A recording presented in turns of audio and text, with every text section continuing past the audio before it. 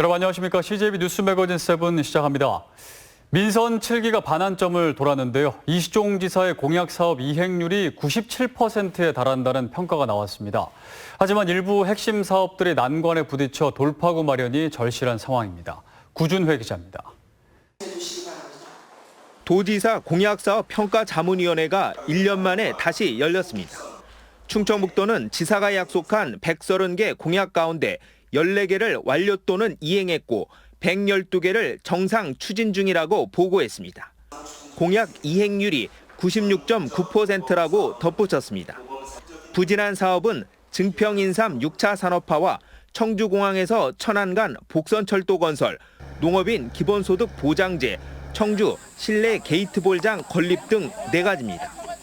위원들은 방사강 가속기 유치와 충북선 고속화, 강호축 국가계획 반영 등 미래 성장 동력을 착실히 마련해왔다고 평가했습니다.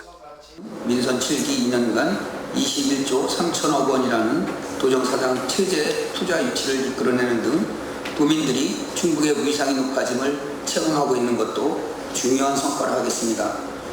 하지만 일부 공약은 정상 추진 중이라는 자평에도 성과를 장담하기 어려운 상황입니다.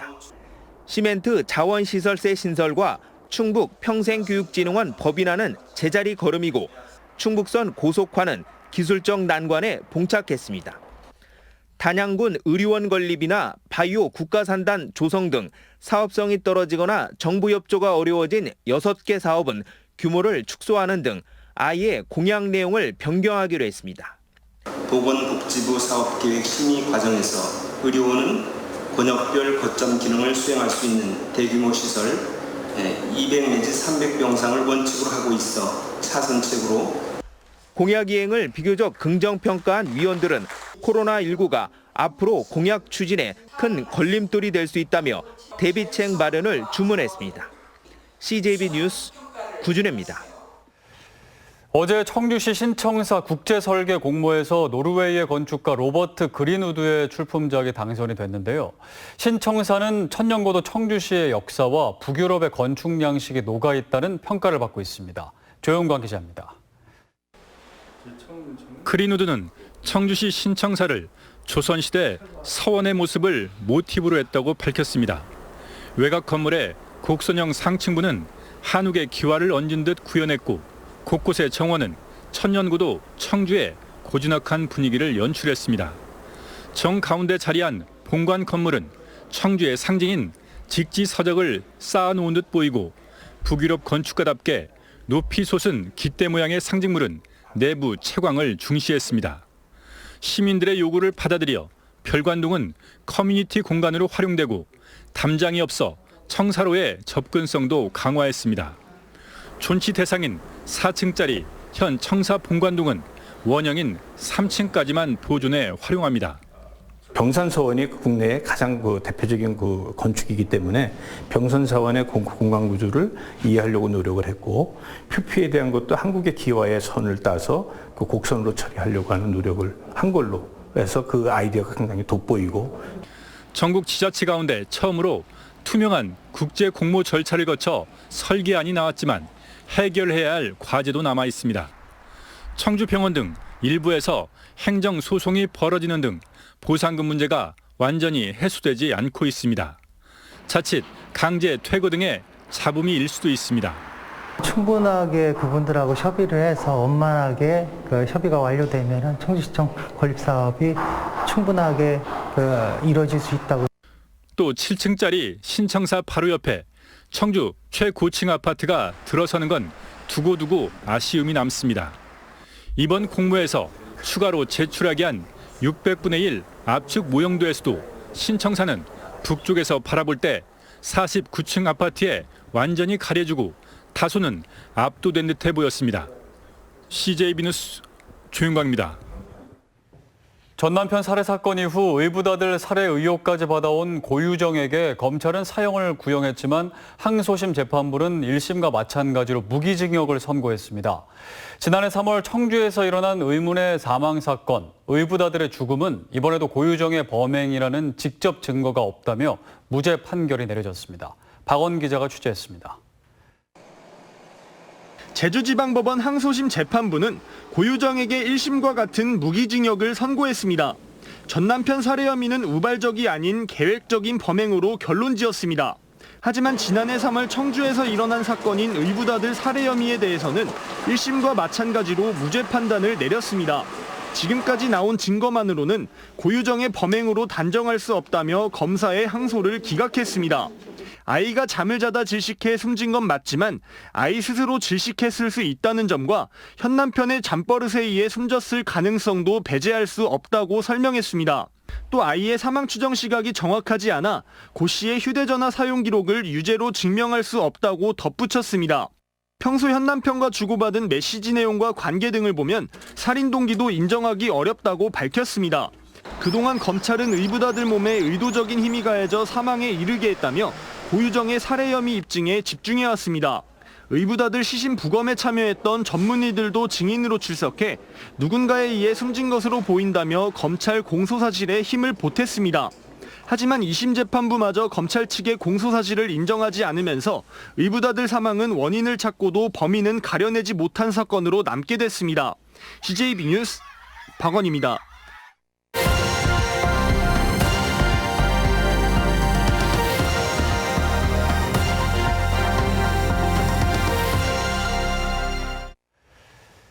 지난 봄 저온 현상이 이어지면서 농가 피해가 우려됐었는데요. 그 우려가 현실이 됐습니다. 특히 과수농가의 피해가 큰데 절반 이상의 열매가 급감한 곳도 많아 농가의 시름이 깊습니다. 지원 이종우 기자가 취재했습니다. 배나무 가지마다 봉지에 덮인 배 열매들이 제법 달려 있습니다. 그런데 농가는 한숨만 나옵니다. 맺힌 열매가 평년의 절반 이하밖에 되지 않았습니다. 지난 4월 10일쯤부터 배꽃이 피기 시작했는데 때마침 그 시기에 저온 현상이 발생한 탓입니다. 당시 산간 지역은 영하권으로까지 떨어지다 보니 나무가 버티지 못한 겁니다.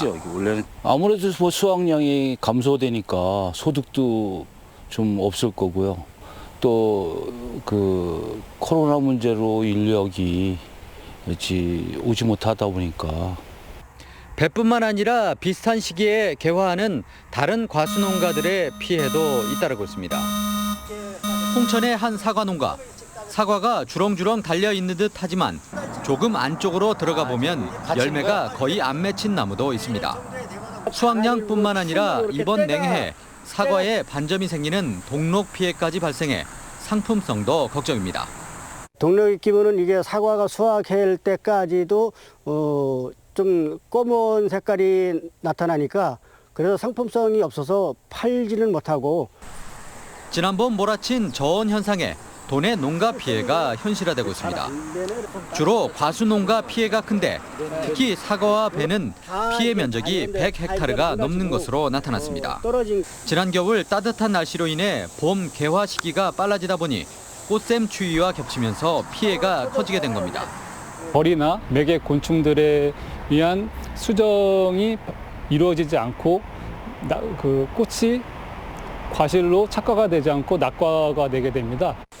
최근 이상 기온으로 인해 발화와 개화 시기 등이 불규칙해지는 경향이 있어 기후 변화와 연계한 영농 대책이 필요한 시점입니다. 지원 뉴스 이종우입니다.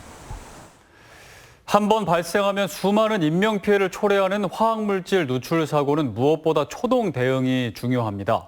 골든타임을 놓치면 수습이 쉽지 않기 때문인데 국내 연구진이 열기를 낮추고 물대포를 쏘듯 더 멀리 분사할 수 있는 중화제를 개발했습니다. 소방대원들이 현장 가까이 가지 않아도 된다고 합니다. TJB 김진호 기자가 취재했습니다. 지난 2월 전북 남원의 한 고속도로 터널에서 차량 30여 대가 잇따라 부딪혔습니다. 4명이 숨지고 40여 명이 부상을 입었는데 터널 안에서 질산을 실은 탱크로리가 넘어져 인명피해가 더 커졌습니다. 질산에서 나오는 유독성 연기와 높은 열기로 구조 인력의 현장 접근이 늦어졌기 때문입니다. 화학연구원이 현장에 접근하지 않고 물대포를 쏘듯 멀리 분사해 누출된 화학물질의 독성을 제거하는 과립형 중화제를 개발했습니다. 연구팀은 우선 중화물질인 베이킹소다와 명반에 점토를 더 씌워 화학물과 반응할 때 나오는 열기를 기존 중화제의 3분의 1 수준인 60도 이하로 낮췄습니다. 점토 성분은 그 유해 물질을 흡착을 또 하고요. 중화제는 산 같은 경우는 이제 알칼리가 그 점토 안에 있기 때문에 중화 반응이 일어나고, 또 바람이 불면 살포가 어려운 기존 분말형 중화제와 달리 15m 거리에서 표적의 80%를 정확하게 떨어뜨릴 수 있는 분사 기능을 추가했습니다. 초동 대응이 가능하도록 현장의 위험 요인을 모두 제거한 것입니다. 멀리서 물대포 형태로 쏴서 초기 대응을 해서 큰 재난을 조기에 막아내자 하는 것이 큰 의의이고요. 연구팀은 중화제 제조 기술을 관련 업체에 이전하고 신기술 인증을 거쳐 빠르면 올해 안에 제품화를 추진하기로 했습니다. TJB 김진호입니다. CGV 뉴스 매거진 7 함께하고 계십니다. 내일 충북의 날씨 알아봅니다. 박지영 캐스터 전해주시죠. 네, 요즘 맑은 하늘 보기가 정말 어렵죠. 오늘도 오전까지는 약한 비가 이어지다가 오후부터 파란 하늘을 만날 수가 있었습니다. 또 낮 기온도 26도 선에 그치며 선선했는데요. 내일은 청주의 한낮 기온 29도, 그 밖의 지역에서도 30도 안팎을 보이며 다소 후텁지근하겠습니다. 내일은 삼복더위의 시작인 초복이기도 한데요. 낮 기온은 오늘보다 조금 높겠지만 그래도 폭염 수준의 더위는 없겠습니다.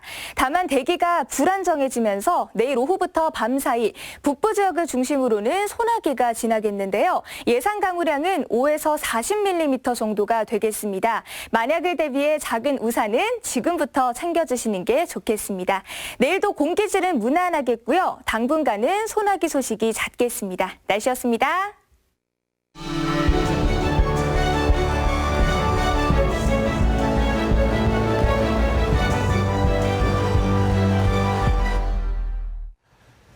오늘의 이슈와 화제입니다. 지방의회가 본연의 임무보다 감투 싸움에 혈안이 되어 있어 시민들의 눈살을 찌푸리게 하고 있습니다.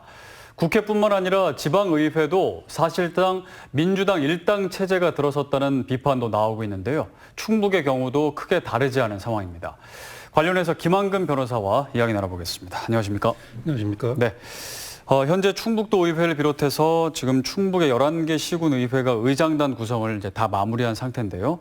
전반기에 이어서 지금 후반기도 더불어민주당이 거의 다 가져간 상태죠.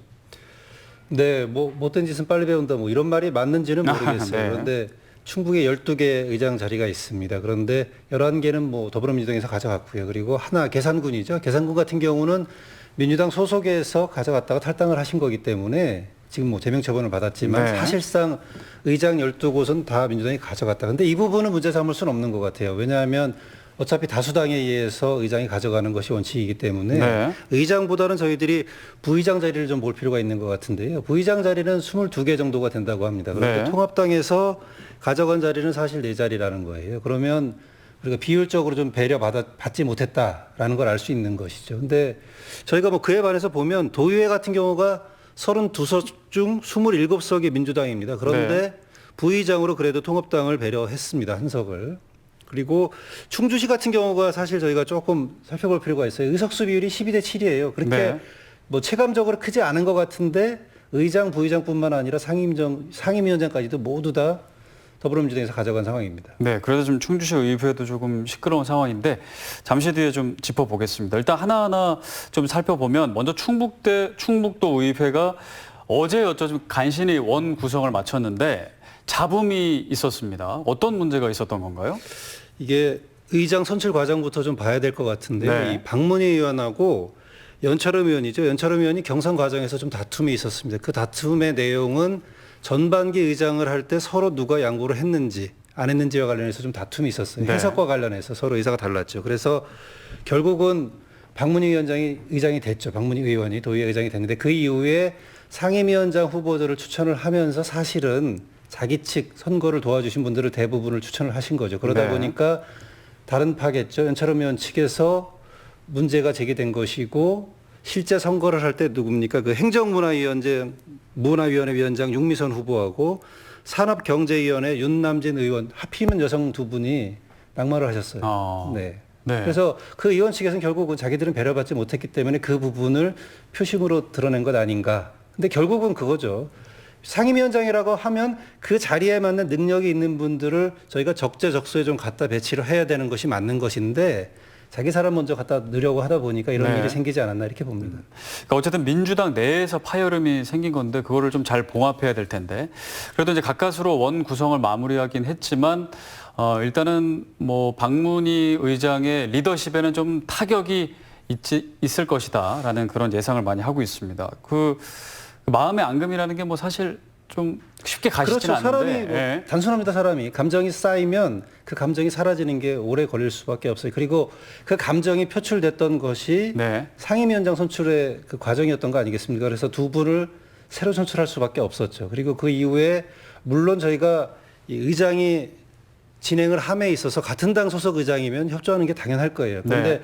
과연 무조건적으로 협조를 할 것이냐 아니면 어떤 의견 진행이나 이런 것에 있어서의 좀 의견 충돌이 있을 수 있을 것이냐라고 생각해 보면 앞으로 2년 남은 기간 동안 네. 일부 충돌은 좀 있을 수 있을 것으로 좀 보입니다. 네.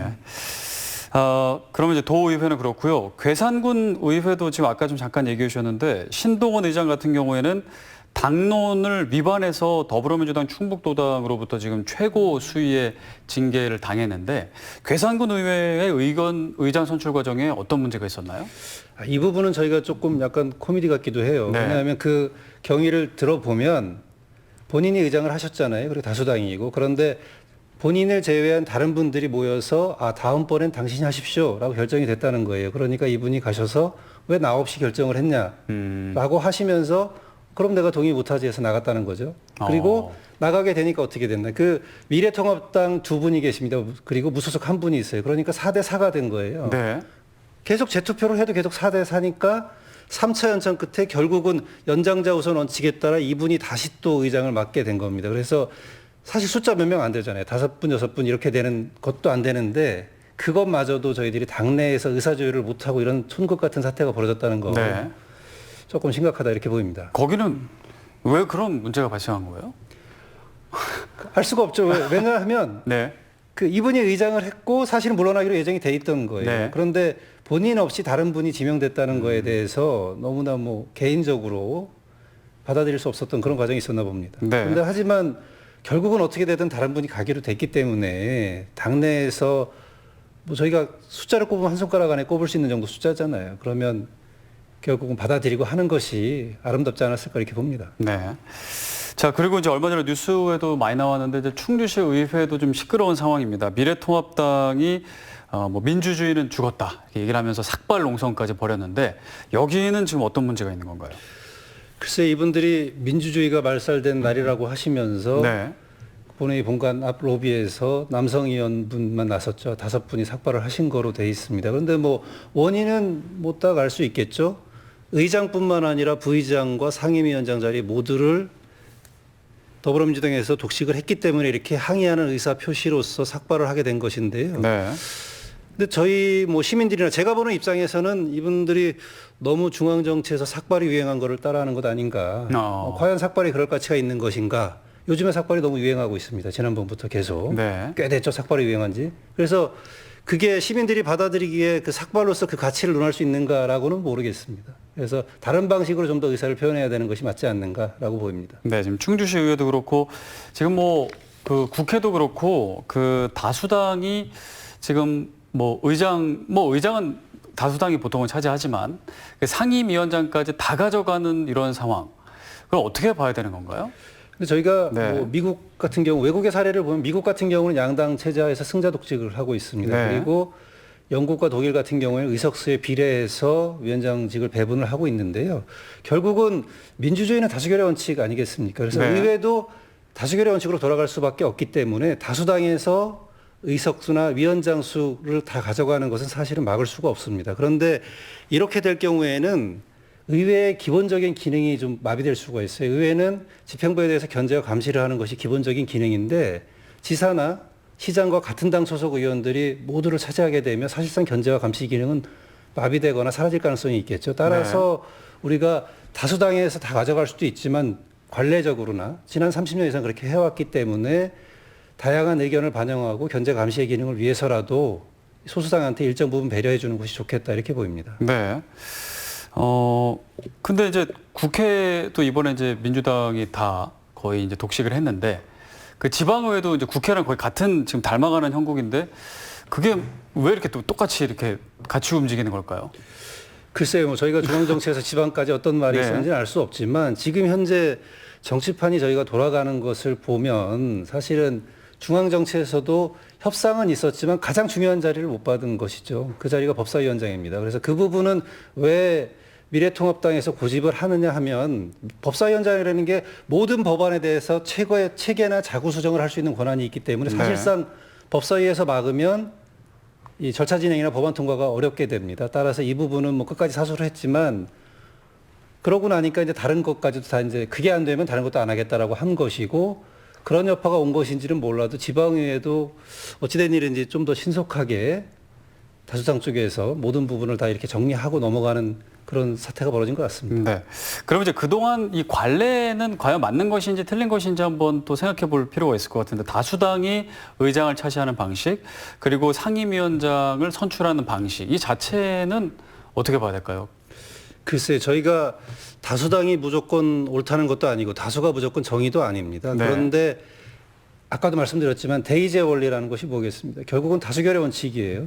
단지 결정 과정에 있어서 다수의 의견을 모이는 과정이 민주적이어야 한다는 건데 이 경우 다수결의 원칙이 되면 어느 날 모여서 다 같이 특정한 투표를 한다고 하더라도 다수당 사람이 당선될 가능성이 높겠죠. 네. 그러니까 다수당에서 어떤 의원을 가져가거나 특정 자리를 가져가는 것 자체를 뭐 나쁘다고 보거나 그럴 수는 없는 것 같습니다. 다만 아까도 말씀드렸다시피 민주주의에서는 다양한 의견과 소통을 가지고 배려를 하고 그런 창구가 의견이 표출될 수 있는 자리가 있어야 돼요. 네. 그 중요한 자리가 사실은 위원장이라는 어떤 결정 권한이 있는 자리겠죠. 그러다 보니까 그런 견제 감시나 의견 소통 표출 뭐 이런 것들을 위해서는 적어도 적절하게 비율적으로 배분이 되는 것이 더 좋지 않을까라는 의견입니다. 네. 그러니까 이제 원구성에 있어서 항상 이제 좀 갈등은 있었지만 이번에는 동시다발적으로 뭐 충북도 의회나 뭐 기초의회에서 다 감투 싸움, 개파 싸움이다라는 비판이 나오고 있는데 계속 이런 싸움들이 이렇게 계속 생겨나면 피해를 보는 건 당연히 이제 시민들이겠죠.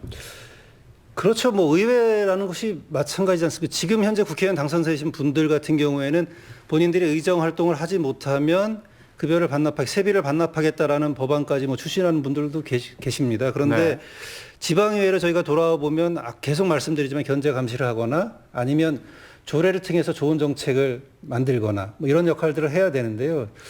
지금까지 보여준 것으로는 이분들의 최우선 목표는 일단 감투부터 써야 된다, 자리부터 써야 된다. 그 위원장이 갖는 뭐 권한이라든가 대외적으로 보여지는 것들이 있기 때문에 특히 의장 같은 경우는 아주 많은 부분을 보여줄 수 있겠죠. 그 네. 의전 자체가 달라지겠죠. 만약에 도의회 의장이라고 하신다면 저희가 지사나 교육감, 의장 이렇게 세 분을 나란히 볼 수 있지 않겠습니까? 그런 정도의 위치로 가기 때문에 아주 중요합니다. 그러니까 자리 싸움이라는 게 뭐 어느 정도 이해도 가긴 하는데 네.